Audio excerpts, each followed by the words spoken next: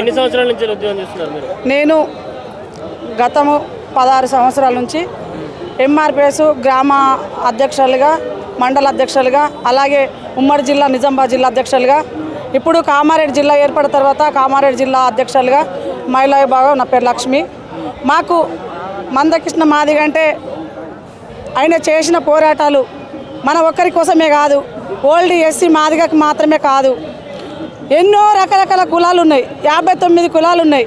ఆ 59 కులాలకు అందరికీ సమానంగా ఒక న్యాయము ఈ రోజు వరకు అన్నగారు కొట్లాడిన దిశగా ఈరోజు మనకు అందరికీ కనిపిస్తుంది.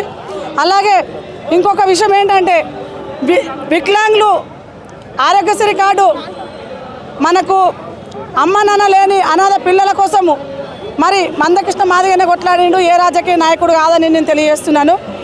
ఇంకో విషయం ఏంటంటే కొడుకులు ఉండి బిడ్డలు ఉండి ఒక తల్లిని రోడ్డులా నూకేసి బస్టాండ్లలో గెంటేసి పోయిన కొడుకులు ఉన్నారు ఈ రోజులల్లో. అలాంటి తల్లులను కూడా దగ్గరకు తీసిన మందకృష్ణ మాదిగనే మన అన్నగారే.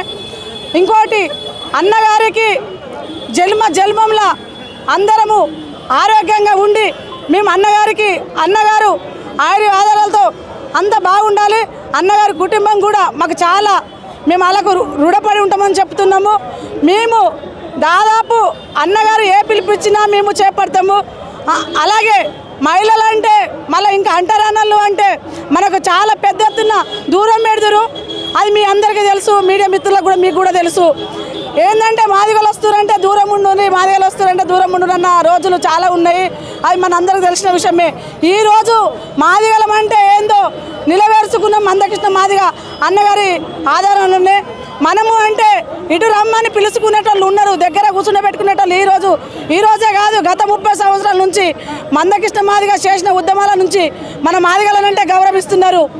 అప్పటిదాకా మనకంటే ఎక్కడంటూ ఎలుగు లేకుండా అంతకుముందు 30 సంవత్సరాల ముందు.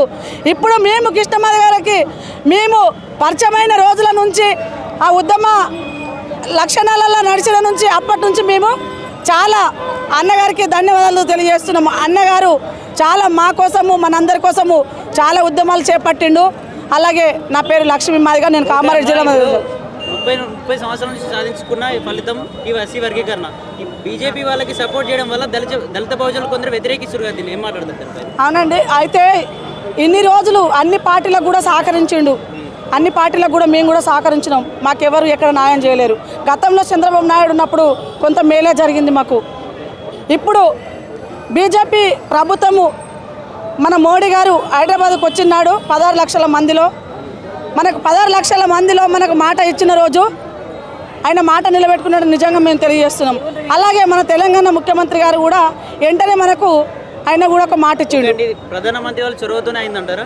అవునండి. ఓకే అండి. సుప్రీంకోర్టుకు ప్రధానమంత్రికి సంబంధం లేదు, కానీ అంటే న్యాయమైన పోరాటం కదా, న్యాయమైన పోరాటము. మేము ఎన్ని రోజుల నుంచి మా ఎస్సీ వర్గీకరణ ఒకటే విషయం దృష్టిలో పెట్టుకొని మేము చేయలేము కాబట్టి అందరికీ ఇలా ఒక ప్రియాంక రెడ్డి ఉంది, ఆమెకు ఒక్కడి దగ్గర ఒకరోజు ప్రియాంక రెడ్డి ఉంది కదా, ఆమెకు ఒక అన్యాయం జరిగింది. ఆమె విషయంలో మేమే కదా మా మందకృష్ణ మాదిగనే కదా ముందు అడిగేసింది, ఎవరు కూడా వేయలేరు కదా.